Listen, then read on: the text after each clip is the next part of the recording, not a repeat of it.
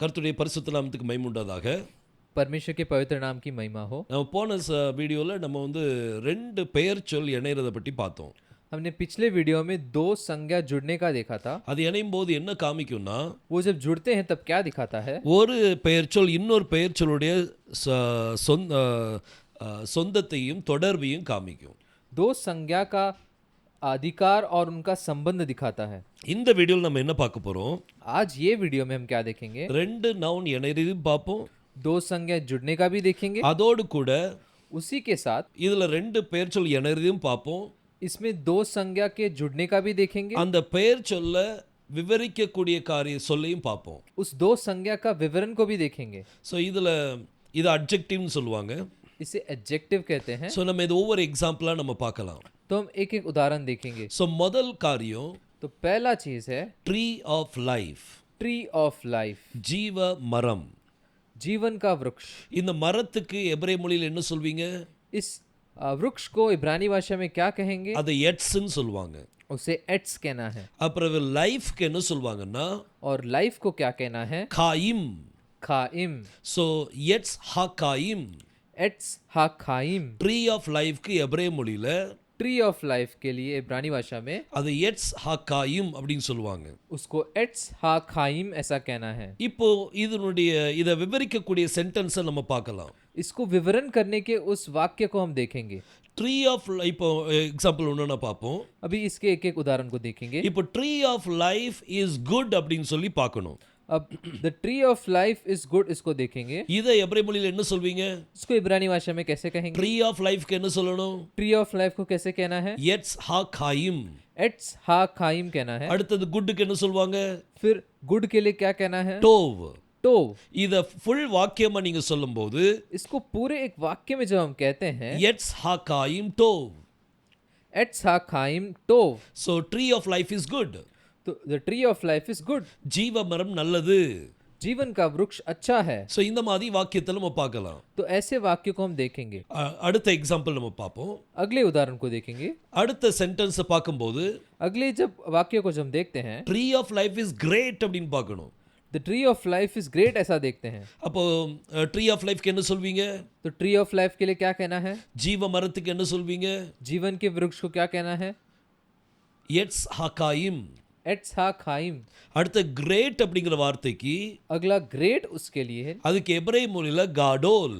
उसको इब्रानी भाषा में गाडोल कहना है। காடோல் அப்படின்னா கிரேட். गाडोल का अर्थ है ग्रेट। அப்போ the tree of life is greatங்கிறதுக்கு तो the tree of life is great उसके लिए அதுக்கு எபிரேய மொழியில எப்படி சொல்லணும்? उसको इब्रानी भाषा में कैसे कहना है? எட்ஸ் ஹா காயிம் காடோல். एट्स हा खाइम गाडोल। குட்னு சொல்றதுக்கு गुड उसके लिए எட்ஸ் ஹா காயிம் டோவ். एट्स हा खाइम टो, ஆனா கிரேட்னு சொல்றதுக்கு पर जब ग्रेट आता है எட்ஸ் ஹா காயிம் காடோல். एट्स हा खाइम गाडोल। சோ இந்த மாதிரி நம்ம எக்ஸாம்பிள்ஸ் நம்ம பார்க்கலாம். तो ऐसे एग्जाम्पल को हम देखेंगे। இதே மாதிரி வெவ்வேறு எக்ஸாம்பிள் நீங்களே கிரியேட் பண்ணி பாருங்க. ऐसे आप भी कुछ उदाहरण को कोशिश कीजिए बनाने के लिए। அடுத்த எக்ஸாம்பிள் பார்க்கலாம். अगले उदाहरण को देखेंगे। River of Egypt, river of Egypt, அதாவது எகிப்தின் நதி.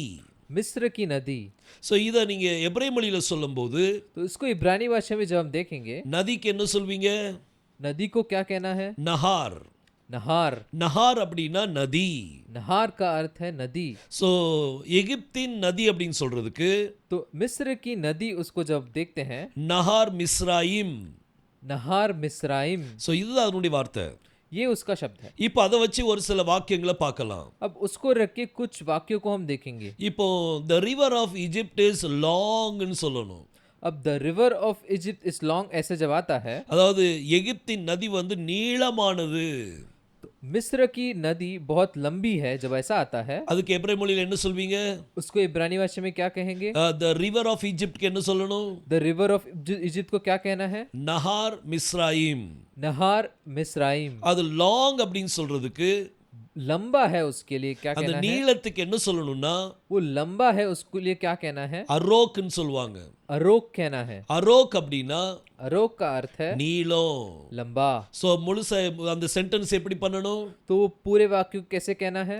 நஹார் மிஸ்ராயிம் அரோக். नहार मिस्राइम अरोक। நஹார் மிஸ்ராயிம் அரோக். नहार मिस्राइम अरोक அது எகிப்தின் நதி வந்து நீளமானது. वो मिस्र की नदी लंबी है।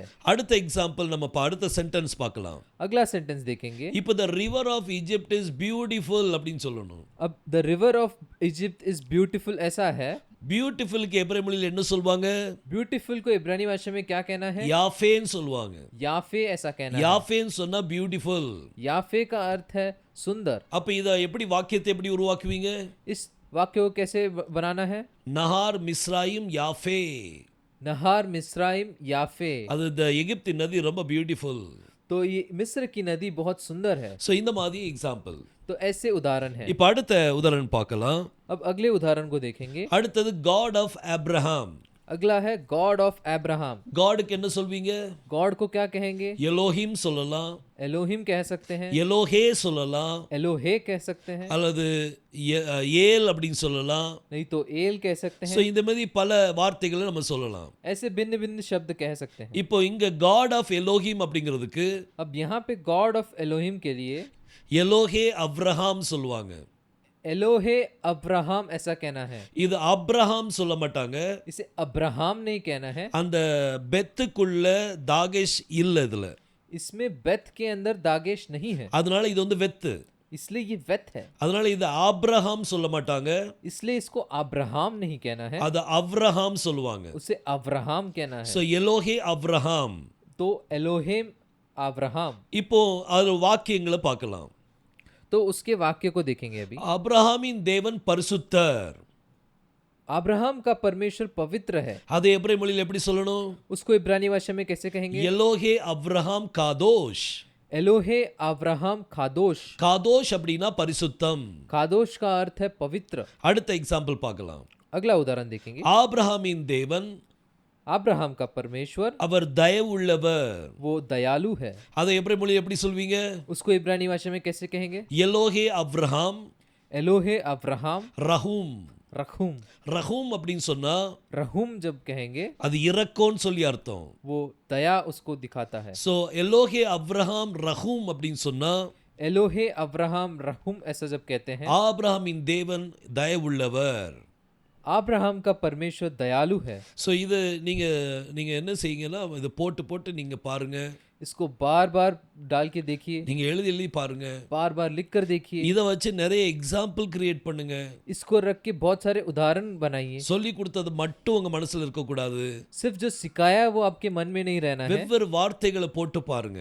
अलग अलग शब्द डालकर देखिए। இப்போ அடுத்த எக்ஸாம்பிள் நம்ம பார்க்கலாம். अभी अगले उदाहरण को देखेंगे। City of David. City of David. சிட்டிக்கு எபிரேய மொழியில सिटी को इब्रानी भाषा में இர் அப்படின்னு சொல்லுவாங்க. इर ऐसा कहते हैं। இர் அப்படின்னா சிட்டி. इर का अर्थ है सिटी। சிட்டி ஆஃப் டேவிடுக்கு எபிரேய மொழியில எப்படி சொல்வீங்க? सिटी ऑफ डेविड को इब्रानी भाषा में कैसे कहेंगे? இர் தாவீத். इर दाविद। இர் தாவீத். इर दाविद। இப்போ இதுல இருந்து ஒரு சில வாக்கியங்களை பார்க்கலாம். अभी इसके अंदर कुछ वाक्य को देखेंगे। இப்போ இந்த தாவீதினுடைய பட்டணம் எருசலேமில் இருக்கிறது. अब दावीद का शहरपना यरूशलेम के अंदर है। இது எபிரேய மொழியில எப்படி சொல்வீங்க? इसको इब्रानी भाषा में कैसे कहेंगे? இர் தாவீத் इर दाविद பே எருசலேம். बे यरूशलेम। இர் தாவீத் इर दाविद பே எருசலாயிம். बे यरूशलाइम। இர் தாவீத் इर दाविद பே எருசலாயிம். बे यरूशलाइम। சோ இந்த மாதிரி நம்ம சொல்லணும். तो ऐसे हम उच्चारण करना பே है। எருசலாயிம் அப்படின்னு சொன்னா बे यरूशलाइम जब कहेंगे அது எருசலேமுக்குள்ளே. वो यरूशलेम के अंदर, இந்த இன் ஜெருசலேம் அப்படின்னு சொல்லி வரும். इन जेरूशलेम आता है। அடுத்த எக்ஸாம்பிள் பார்க்கலாம். अगला उदाहरण देखेंगे। அதாவது தாவீதினுடைய பட்டணம் நல்ல பலன் உள்ளது. दावीद के शहरपनाह में बहुत सामर्थ है। சோ இத நம்ம எபிரேய மொழியில சொல்லும்போது तो इसको इब्रानी भाषा में कैसे कहेंगे? இர் தாவீத் इर दाविद கசாக்கா. खजाका। கசாக்கா அப்படின்னு சொன்னா खजाका जब कहते हैं ஸ்ட்ராங் அப்படின்னு சொல்லி அர்த்தம். बलवान, ரொம்ப பலன் உள்ளது. बहुत बलवान है। சோ இந்த மாதிரி இர் தாவீத் கசாக்கா.